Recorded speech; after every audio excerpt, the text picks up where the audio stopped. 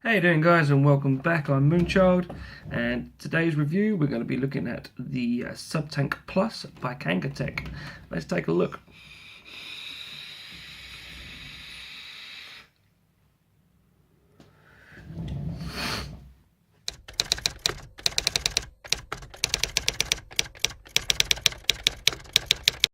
So yeah, today we're going to be looking at the Subtank Plus by Kanger. Now, it's another sub-ohm tank.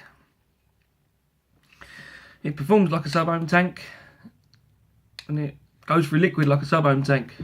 So I think we're all established that it's a sub-ohm tank. I purchased this from Fastech. It cost me £19.21.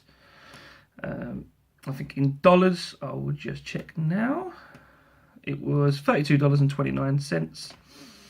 The only reason I bought it from Fastech is because I weren't in no particular rush for it. I bought it before it was just released, so I got it just after it came out by the time it was posted. And it was cheaper and it's authentic. There's a million places to get it from. I'm pretty sure I'll find a couple of links and put them in the description anyway. But everywhere's going to be stocking it. It's a Kanger product. Everywhere stocks Kanger products, and it's the new thing, sub-ohm tank, so everyone's going to have it.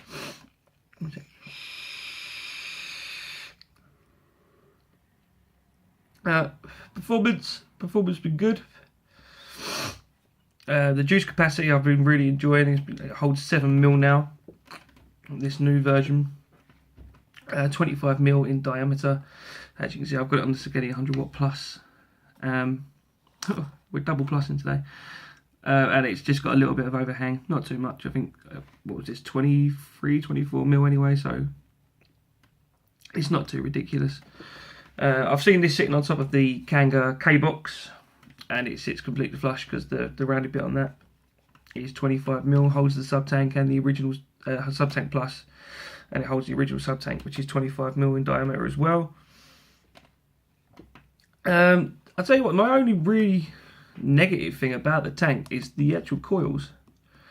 Like with the Delta 2 coils that I've been using, I can usually pump them at, about, what was I say, they were 35, 39 watts. I usually bang them out. You're lucky to get 30 watts out of the 0.5 head. I managed sort of 31 watts, 30.5. And it was okay for a bit, and then I was getting dry hits, so I had to knock it down, sort of, pull some juice through and then keep going.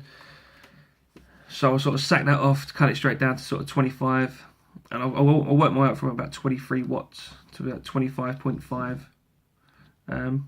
I've said before that I prefer a warmer vape, so 25 watts at 0.6 ohm is what it's actually reading. It's coming out at 3.9 volts.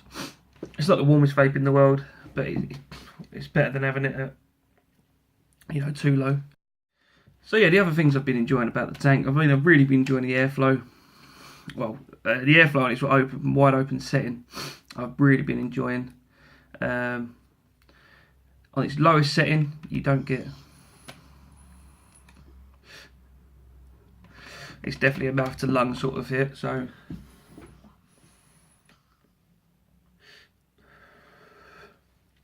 I mean, you could just about lung hit it, but it's not enjoyable. Next setting up,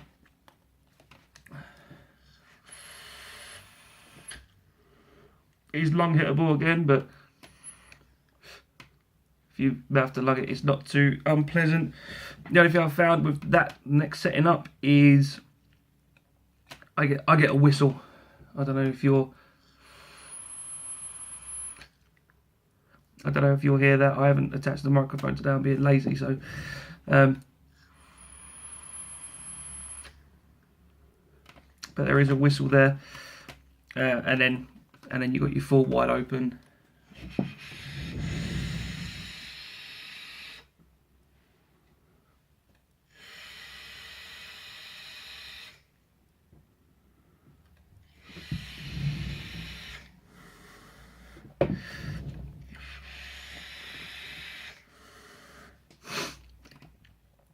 Yeah, so that's your full wide open. My only other niggle, there's been a lot more niggles than there is positives so far. The stock head that it came with, the 0.5 ohm, I had to, where you've got your juice intake at either side, even when I knocked mine down, it wasn't wicking so well, so I just had to get in there with like the end of a needle or like a small pin or something, and I just pushed the cotton back a little bit, and it made it wick a little bit better, sort of like shifting it up a bit, and it did wick a little bit better. So if any of you are finding small wicking issues, one sec. So if anyone's finding small wicking issues, I would recommend, you know, just getting in there. You know, you're not pushing it back too far, you're just sort of like getting in there with a little bit and then just shaking it up a little bit. So let me just give you some specs. We have got, like I said, it is 25mm in diameter. I've already mentioned the liquid capacity, which is 7mm now, and I'm not sure if this is with the drip tip or without. I haven't got a tape measure, so don't hold it to it, but it says the height is 81mm. I would presume that's without the drip tip. I mean, it comes with its own drip tip, and that's another thing. I've been using the drip tip that comes with it, which is a nice tight fit. None of my drip tips that I actually own fit in the 510 drip tip connection. I've managed to squeeze in a shorty one, but it was a very, very tight squeeze. This one, I mean, this one's fine. It's wide bore. There's no problems with it. That's where I've been using shorty drip tips. It's quite weird to get like a full drip tip back in your mouth. So I think what we should do is stop the babbling. We'll take it down to the table. I'll show you how it comes, and we'll break it down, and then we'll talk about it a little bit more. So I will see you down at the table, guys. So this is the box that your Kangertech Subtank Plus will come in. As you can see, nice and clean on the front, as all the new Kangertech sort of products are. We've got this red box. As you can see, big K logo there, Kangertech Subtank Plus 7mm. Nothing on either side. On the back, Kangertech's logo, just some little safety warnings down there, and QR code and authenticity sort of strip there. You know, go to the website, type in that code, and it will tell you if it is an authentic product. So slide this out. Again, nice packaging, nice sturdy box. That's just the same barcode you've just had. On the back you've got all your sort of safety warnings. I've given that a flick through. This is what comes in the kit. This section just tells you about the OCC coils, the organic cotton coils, and then you've got some stuff down there. There's some cautions here, but not one of the cautions say anything about using correct batteries, which, considering this is one of the newest sub-ohm tanks, I thought, and a lot of people have said this about the sub-ohm tanks, that because you are now, you know, it's so easy for a new vapor to come along and pick up a sub-ohm Clearo, it is sub-ohm and you need safe batteries, so you need your 30 amp batteries, your 35 amp batteries. You know, you should be looking at your Sony VTC4s and 5, your Samsung 25Rs, your eFest purples, you know, your 30 and 35 amps, your MXJOs, your AWTs, anything like that. You know, your high amp sort of batteries. But you know, enough about batteries at the moment. So we'll pull this out. That's just a caution card. You know, how to prime your coils. There's your tank. I'll just leave that to the side for a second. This bit lifts out, and then inside you've got, you know, how to check if you've got an authentic product. Here's a little instructions manual, how to rebuild your RBA section. that is in the box. Again, how to sort of prime coils and things like that. So nice little read there. And you do get loaded up. So your 0.5 ohm coil is pre-installed inside your Subtank Plus. You then have just in there, this side, this is your 1.2 ohm coil, which mine's still fresh. You've got your RBA section, which again is still fresh. I haven't used it, but same as I did with the Delta 2, I'll do a separate review on that. You've got your spare Pyrex tank, and then they load you up with a load of rebuildables. So you've got some Japanese cotton, screwdriver, your old famous blue screwdriver, spare coil in there, the black O-rings, which now come as standard. You know, it comes preloaded with the reds, but if you want the black ones you can, and some spare screws.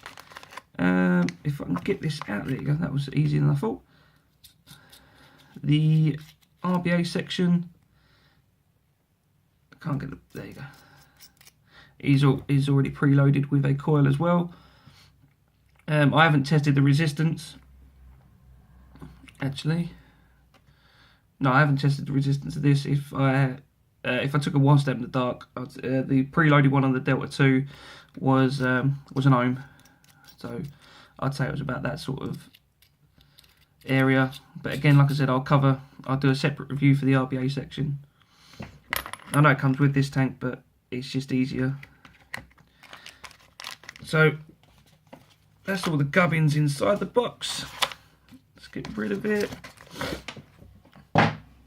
and bring back the tank. Now it's built as sturdy as all the all the previous sort of Kang products. When I first started vaping, I think the first sort of proper tank I bought, other than like Stardust sort of tanks, you know, like your CE4s and things, was a Kanker Pro Tank 2. I had 2 or 3 of those through my time, and I loved them. You know, I still see people vaping away on Pro Tank 3s and you know, the Pro Tank 2 and 3 minis. Kangaroo got a good name behind them, so why not? So again, this is your tank. There's been some slight changes from the original Subtank. Like I said, you can now change your O-rings. The 510 connection, we'll start from the bottom. The 510 connection is now sort of flush. I believe it's brass or gold plated. I couldn't find it anywhere, but you know, we'll just say it is anyway. Subtank Plus on the bottom, you know, and then just another couple of little warnings. Drip tip is removable, so then we'll start breaking this down. This is the 0.5 ohm coil. Again, same as any sort of tank, that just screws out. Airflow control, nice and simple to use, clicks into place. I'm not going to be able to do it from here now, am I? No, it's not going to let me. The tank section, there you go. Glass tank section does just pull off. All of this is one section, so your top down to there is all one piece of metal, but it does make it easy to get inside and clean. You only need sort of a rinse out anyway, but you know, nice and easy to use. Coil just sort of sits on top of the chimney, and it's the 2 metal sections that screw together, unlike your Atlantis tank where obviously the coil screws into the chimney. So this is your coil. I think there are videos out there on to, you know, rebuild these.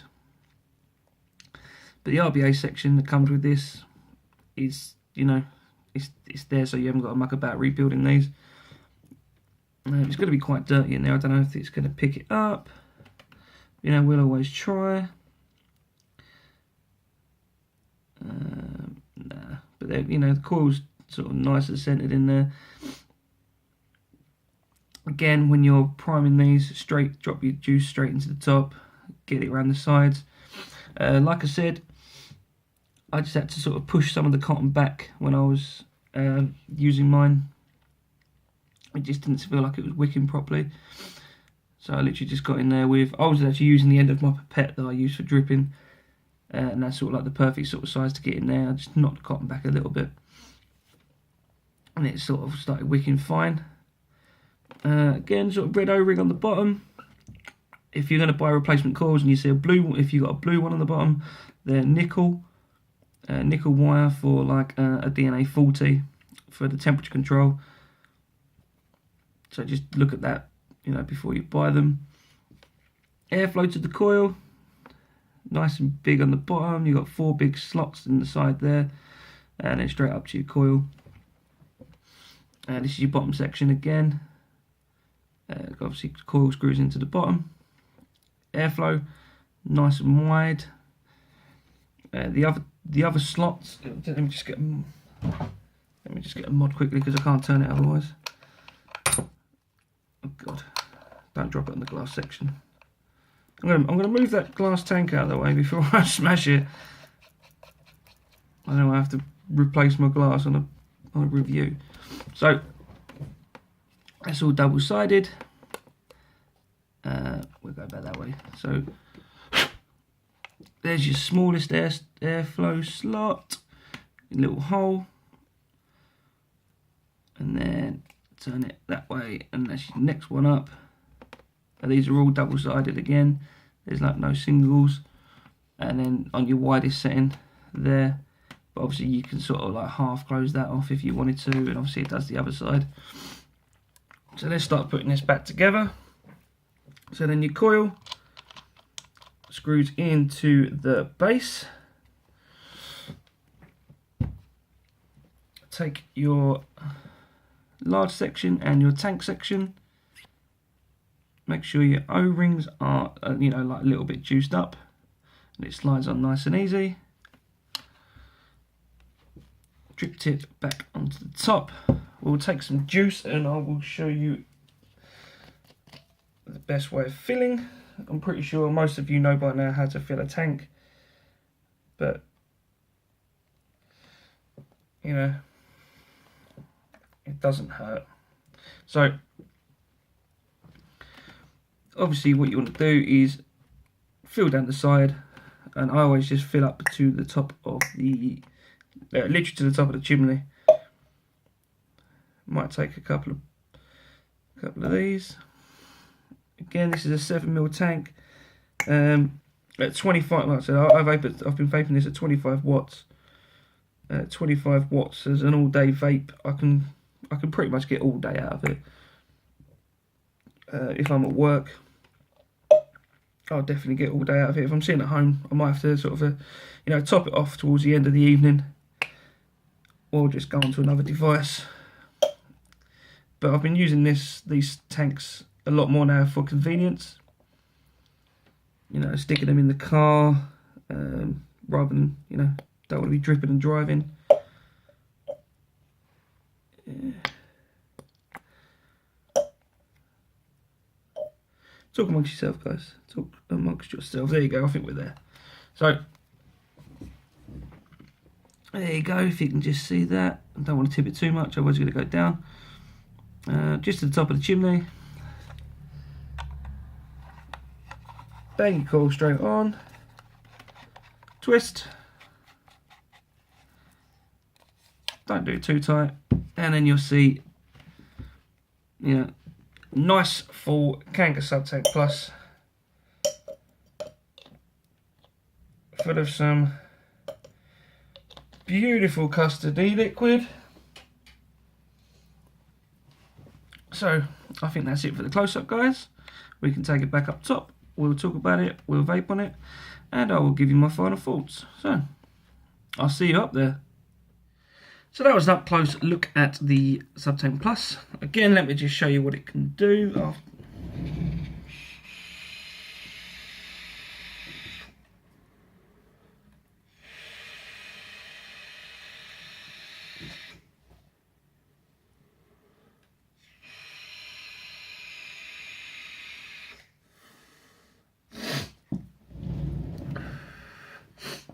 As you can see, the vapor reduction on it is great. I would still prefer this a little bit warmer, but I'm too scared now to knock it up just in case I get some dry hits. I could probably get about 28 out of it, I reckon, before it starts, you know, dry hitting on me, but I'll leave it at that and it's safe. So the positives, I'll say the airflow on it is fantastic. You do get a good amount of vapor production. Flavour's good. I wouldn't say it's the best flavour out there.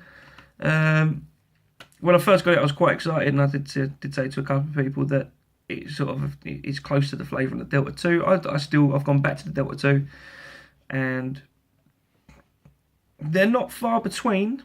I think the Delta 2 on its original coils has a slightly better flavour on the original coils on this, but like I said, I haven't rebuilt the RBA section on this yet, and a couple of people said the flavour on the RBA section on this is better than the RBA section on the Delta 2.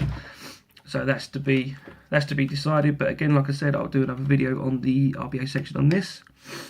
Love the 7mm juice capacity. It might put a couple of people off the size of the tank. I mean, it is a beast. It is a beast of a tank, especially if you got it on. Like I said, I've got this on the 100 watt plus Sageli. Does make this heavy. I mean, this isn't too much of a heavy mod anyway, being made out of aluminium. But once you've got your batteries in, it's quite weighty. And then when you've got a stainless steel tank on it and 7mm of juice, you know, it's quite heavy in your pocket. It's quite noticeable when it's not there. Drip tip I don't like that a lot of my drip tips haven't fitted in. But, you know, it's got a wide bore drip tip on it, and I'm getting, you know, good vapor out of it. Yeah, like I said, the airflow I prefer on the wide open setting. I'm getting a whistle from the sort of the medium, and I wouldn't use the little one. The coils inside, I like the coils. They don't take up a lot of room, but like I said, I had to fiddle around with my cotton, so that could be a negative for some people. And one other negative is the fact that it doesn't say anything on the box about using safe batteries. Again, I wouldn't recommend these for any new vapors. I'd say advanced vapors. I've seen a lot of new vapors using them, which is fine if you're going to read up on about your battery safety, Ohm's law and things like that.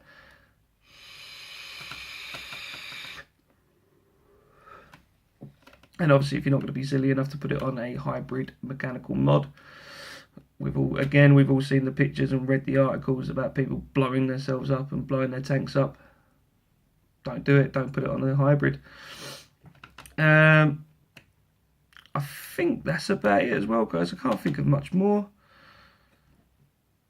I'll sit here in silence for a couple of minutes if you really want and try and think of some stuff. I mean, Kangertech are a good company. They're reputable.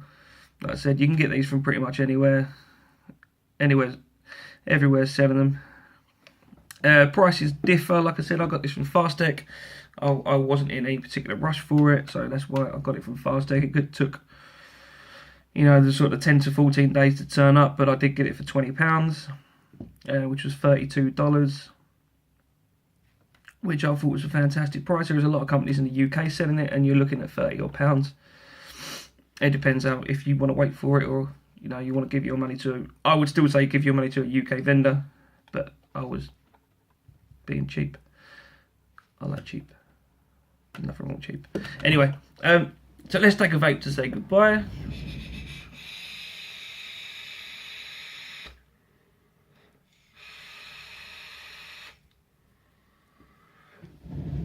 I've been Moonchild, guys.